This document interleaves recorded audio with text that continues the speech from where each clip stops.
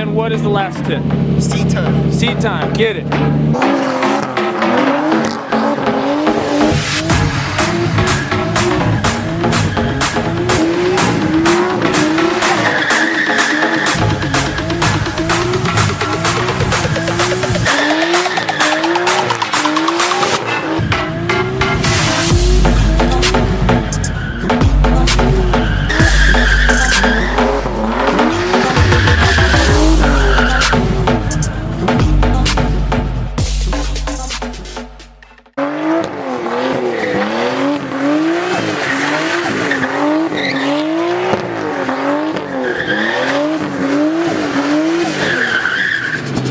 What's going on, guys? I'm Trey Herrera, and this is who?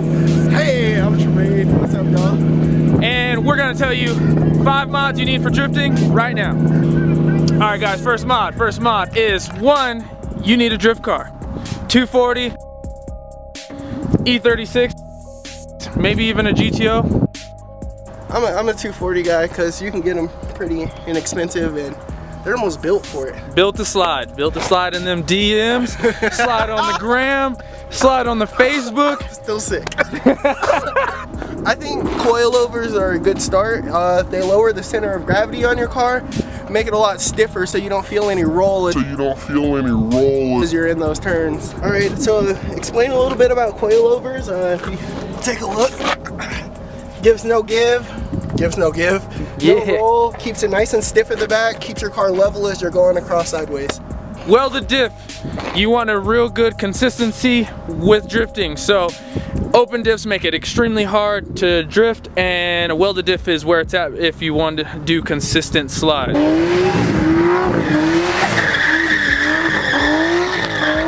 Very true, very true. With the welded diff, it breaks tires Easy, you won't need a whole lot of power. Welded diff makes the difference.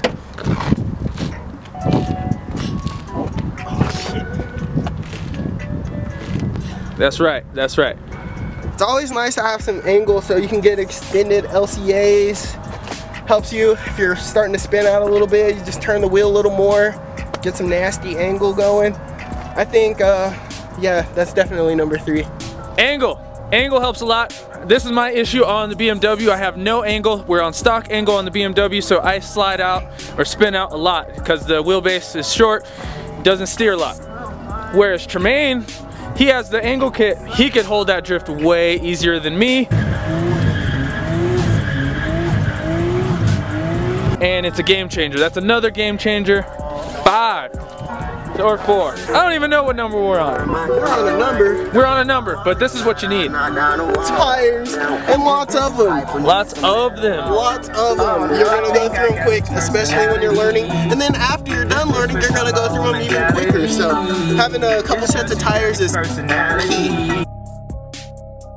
You need spares, drift spares. Everybody got drift spares, and this is where it kind of sucks to drift, is because they add up. So if you could get the plug on the drift spares, get them. We're getting there now. This is why you guys need drift spares. He got some slicks now. We got some slicks on here. But yeah, this is a drift car. This is the builder right now. And what is the last tip? Seat time. Seat time, get it.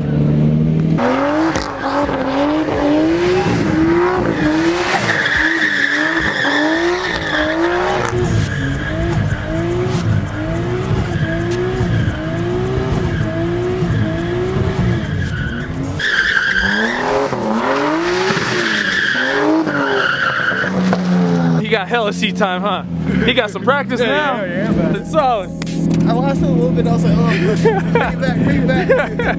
You stayed in it. Honorable mentions, boost definitely helps. So having some power behind the drift, you can drift on stock power, but having some extra power is always a benefit, and it would help you get out of some of the predicaments that you're in. Major key to drifting: if you don't have you know, one of these dildo shifters and a detachable steering wheel, I don't think you're doing it right. You probably should get a hydro e-brake, but in time. But in time, if you can learn it. I didn't do myself, so these are just tips and tricks that we're learning. I found handy. Yes, I've gone along my little journey. Yes, we are learning. This is tips from a learning bunch. from a beginner standpoint. Yeah. Yeah, I think being decent at going through the gears, feeling comfortable driving stick in general, and you gotta have your big boy pants on, because you can't be scared. If you're scared, this ain't for you, because you're gonna be thrashing on your car, no lie. You can't be afraid of these curbs. You just gotta avoid them at all costs. At all costs. If you hit them, I hit a curb. Honestly, I jumped the BMW off a curb, and then I went home, heated up the wheel, straightened it back out. We're good to go. I'm not even kidding. Honestly, the last thing about drifting that is very, very helpful is learning how to work on your car, knowing what it's doing.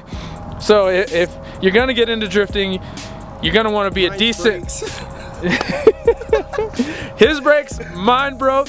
Mine broke second day drifting. Literally the whole diff, all the suspension K'd. Tremaine's what's happened to yours so far? I just blew that coolant line. Oh, and then my alternator 10-center bolt nut, like that snapped off. But what else has happened? I popped a tire. Yeah, no, I've had to. Oh no, my steering column came loose. Oh, my wheel was just spinning freely. No, I've had some stuff.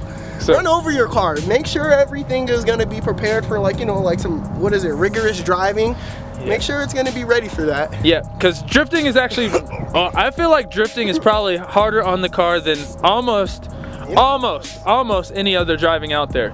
You're sliding the car sideways, you're ripping bushings like I did in the BMW. You're roasting tires, you're high RPM all the time, so definitely know what is going on in the car, go through it, and it'll honestly make you a better mechanic in general. Those are the 5 things you need for drifting. Go have fun. Do hood rat things with your friends. Hoodlum Autos! Hoodlum Autos! Peace!